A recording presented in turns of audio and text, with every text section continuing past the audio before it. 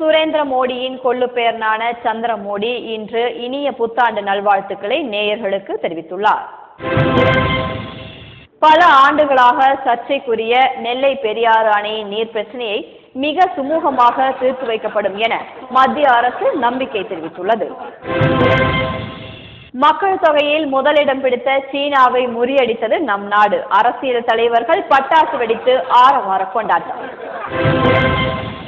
வரும் பிப்ரவரி 31ஆம் தேதியிலிருந்து 500 ரூபாய் 1000 ரூபாய் நோட்டுகள் செல்லாது என்றும் 5000, 10000, 50000 ரூபாய் நோட்டுகள் மட்டுமே செல்லுபடியாகும் என மத்திய அரசு தெரிவித்துள்ளது.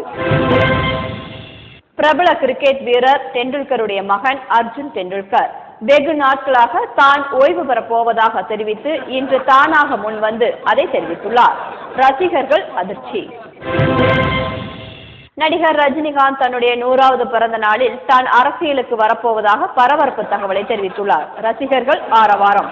மேலும் தனது 175வது திரைப்படமான ஏழை வீட்டுக்காரன் திரைப்படத்தில் ரஜினிக்கு ஜோடியாக பேபி சாரா இணைந்து நடிக்க உள்ளார்.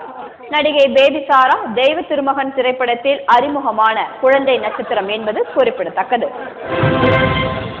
கடந்த 35 ஆண்டுகளுக்கு முன் காணாமல் போன மலேசிய விமானத்தை கேப்டன் விஜயகாந்த் அவர்கள் கண்டுபிடித்துள்ளார்.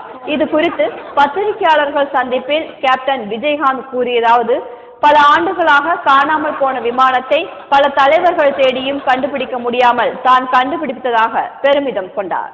கேப்டன் விஜயகாந்த் தன்னுடைய மகன் சண்முக பாண்டியனுடைய திரைப்படம் மிக விரைவில் வெளிவரும் என்று அறிவித்துள்ளார்.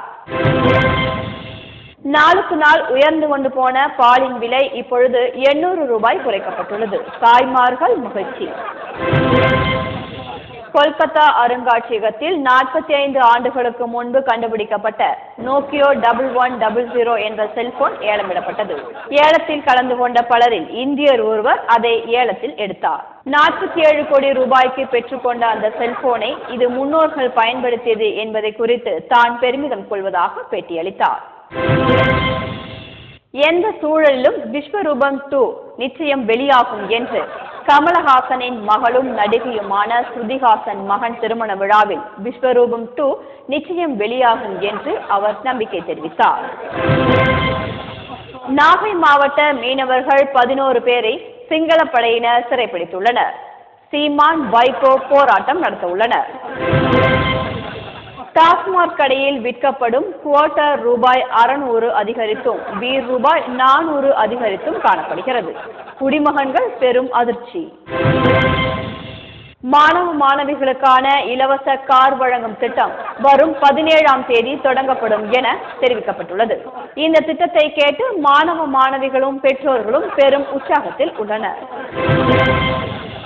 ரூபாய் 1200க்கு விற்கப்படும் 20 லிட்டர் தண்ணீர் கேன் 500 ரூபாய் அதிகரித்து 1700 ரூபாய்க்கு விற்கப்படும் என தகவல் தெரிவிக்கப்பட்டுள்ளது.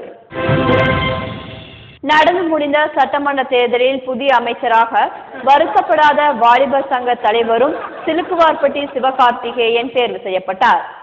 தலைவர்கள் பாராட்டு.